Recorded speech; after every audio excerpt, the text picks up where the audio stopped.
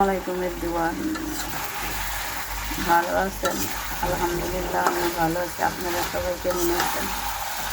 তো আজকে আপনাদের সাথে একটা ভিডিও শেয়ার করলাম।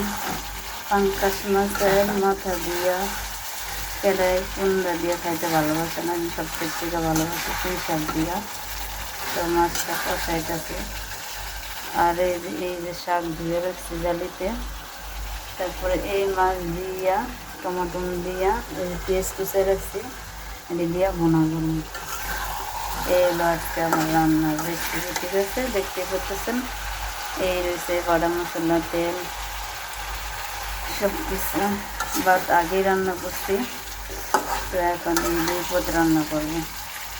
কেমন হয়েছে আমার রান্নার এগুলো নেক্সট ভিডিওতে দেখাবো না, রান্নার পরে। এখন তো শুরু করছি, শেষ পর্যায়ে দেখাবো সেরকম হয়েছে। ঠিক আছে, আগে মশলা সুন্দর মতো কষায় ওখানে আদা বাটা, জিরা বাটা, হলুদ, মরিচ, ধনিয়ার গুঁড়া সব মশলা দিয়ে কষাইয়া তারপরে শাকটা দিয়ে দিব। তো আমার ভিডিওটা কেমন লাগছে আপনারা লাইক কমেন্ট শেয়ার করে দিন। আমার রান্না আর নতুন নতুন রেসিপি পাইতে সাবস্ক্রাইব করবেন, আমার ইউটিউব চ্যানেলে ঢুকবেন।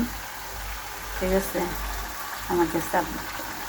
আর দেশ ও প্রবাসীর থেকে যে ভাইয়ারা পুরা আমার ভিডিওটা দেখেন, লাইক কমেন্ট শেয়ার করে দেবেন। ভালো লাগলে জানায়েন, খারাপ লাগলে সেইটাও বললেন যে আমার ভিডিওগুলো কি ভালো লাগে কি না লাগে আপনাদের। আমি রান্নার রেসিপি দিই, যেটাই দিই, রসমালাই।